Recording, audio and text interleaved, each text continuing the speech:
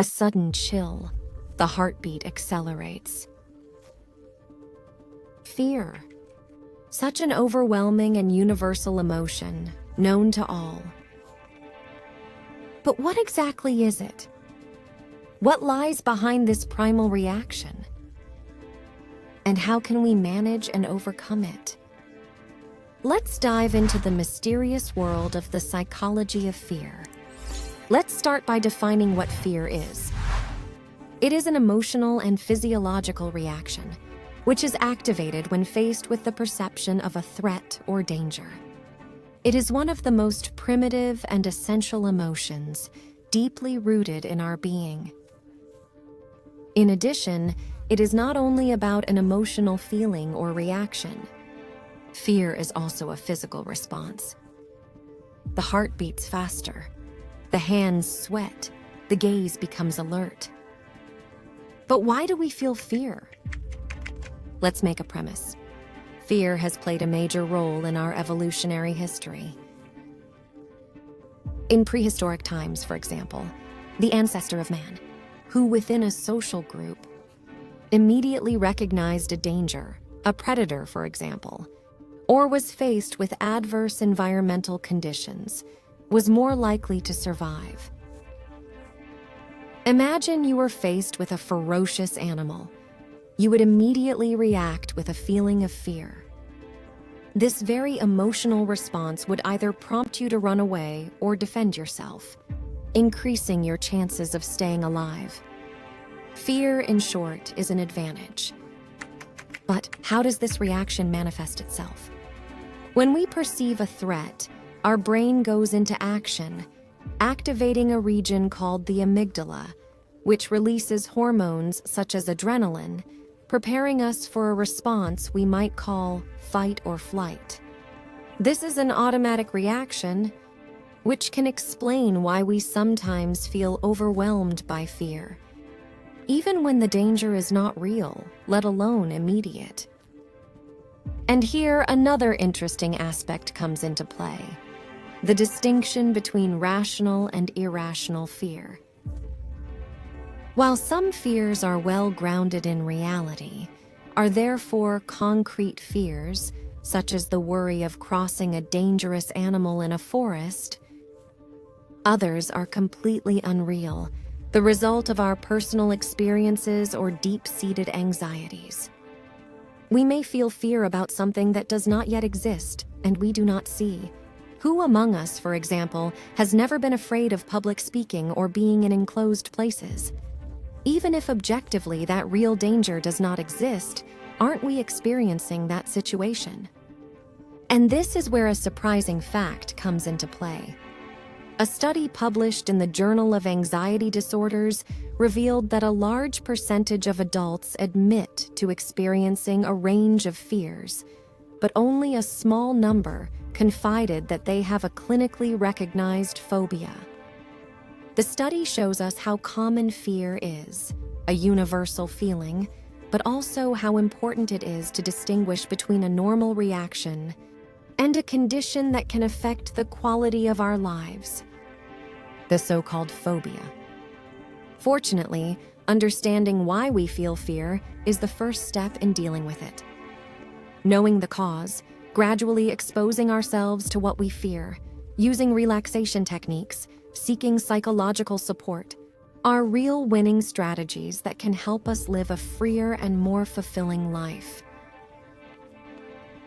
Fear, with its ability to freeze us in a short time, or push us to run faster than we would have imagined, has deep roots in our evolution.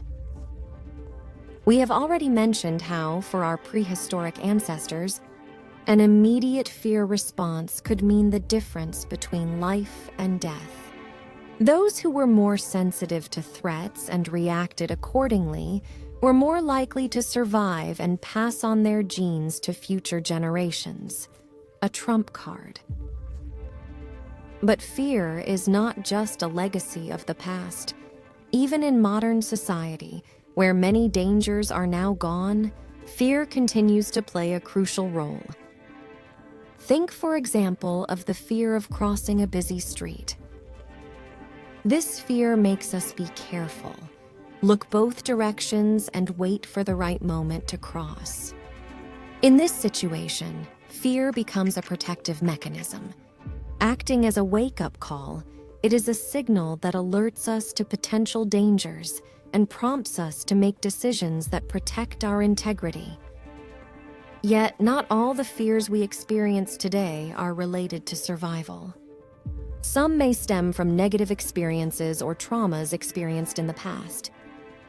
A person who had a bad accident in the water, for example, might develop a fear of water in general. A child who has been bitten by a dog might develop a fear of dogs that persists into adulthood, even if most of the dogs he encounters do not pose a threat. In such cases, fear becomes a kind of defense mechanism, a way to avoid situations that might bring that particular negative experience back to mind, or even relive it. And then there are the fears that seem to arise out of nowhere, out of irrational concerns. Fear of heights, spiders, or enclosed spaces often do not have a clear evolutionary origin or a traumatic experience behind them. They are often the result of past experiences or assimilation of cultural or family fears.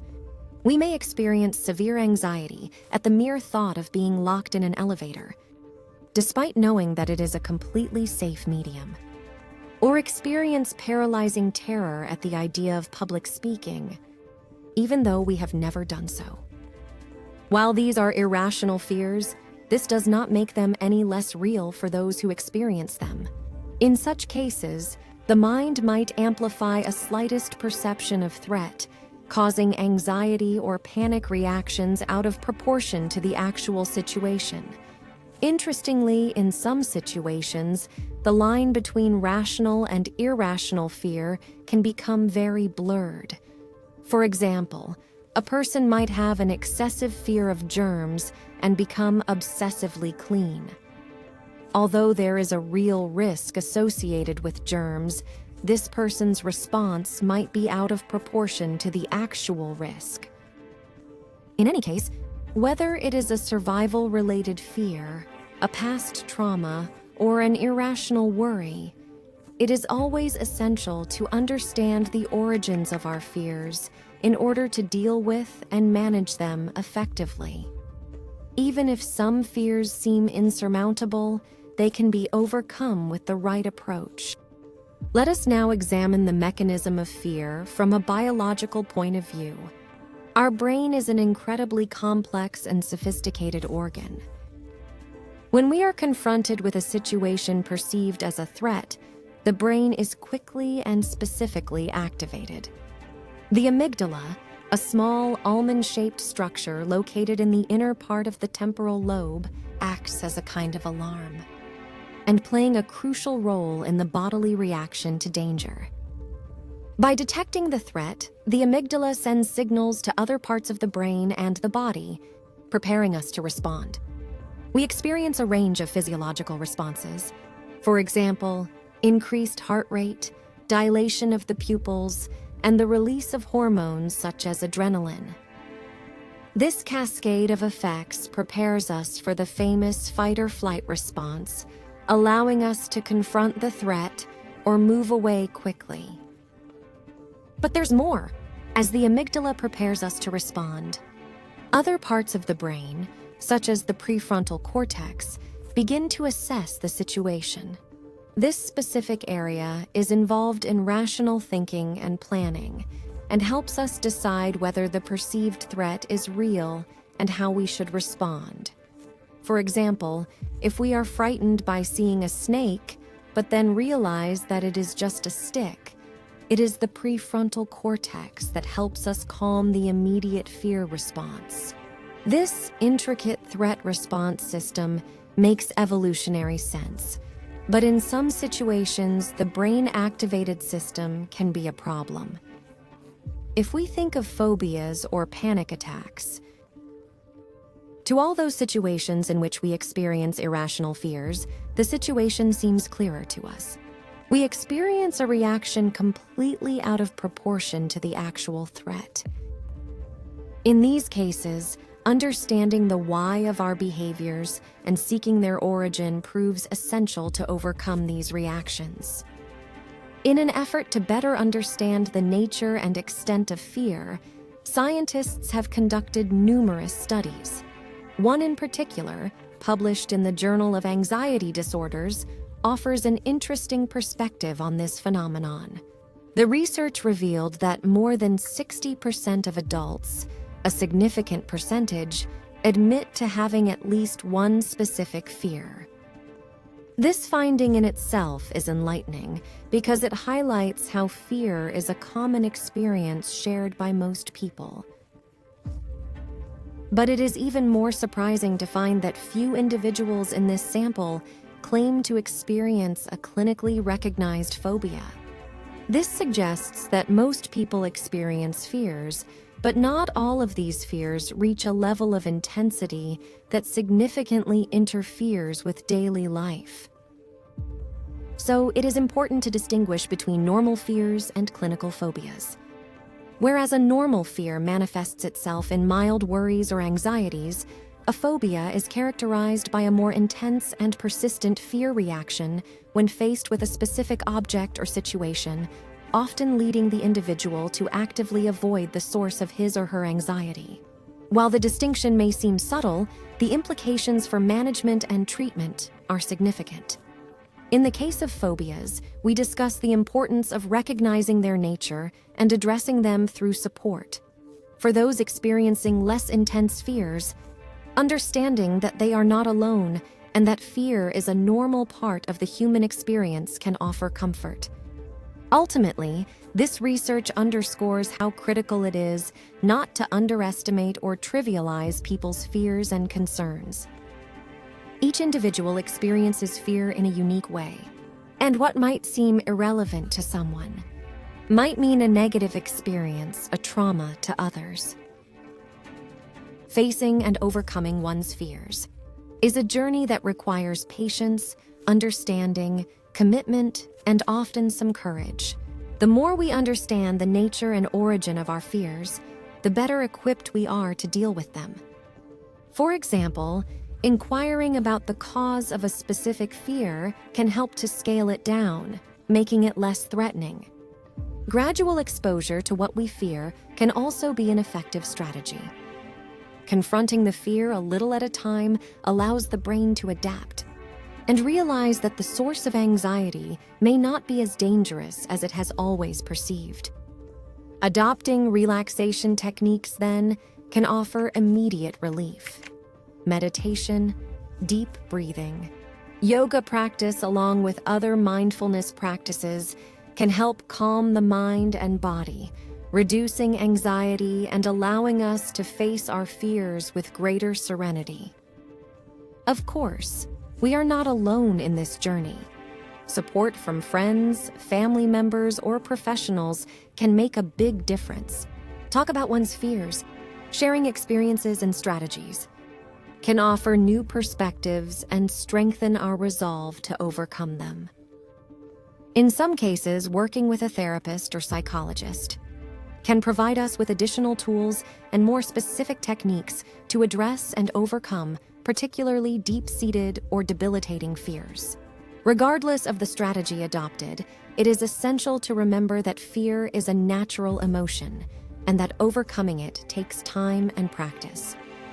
Every small step we take to face and manage our fears brings us closer to a freer life, a dimension in which fears do not limit our potential, but offer us opportunities for growth and self-discovery. From its evolutionary origin as a defense mechanism to the complexity of modern phobias, fear represents an essential component of our psyche. In this journey, we examined what fear is, how the brain reacts to threats, the difference between rational and irrational fears, and the direction scientific research has taken on the phenomenon. But perhaps the most important point is that despite its power, fear can be understood, managed, and overcome with the right strategies and support. If you would like to explore further psychological issues, or deal with useful strategies for dealing with other emotional challenges, subscribe to the channel. And if you have techniques or personal stories related to fear, please share them in the comments. Your experience may illuminate someone else's path. Share the video if you think it might be helpful. Knowledge is the key to a richer, more conscious life.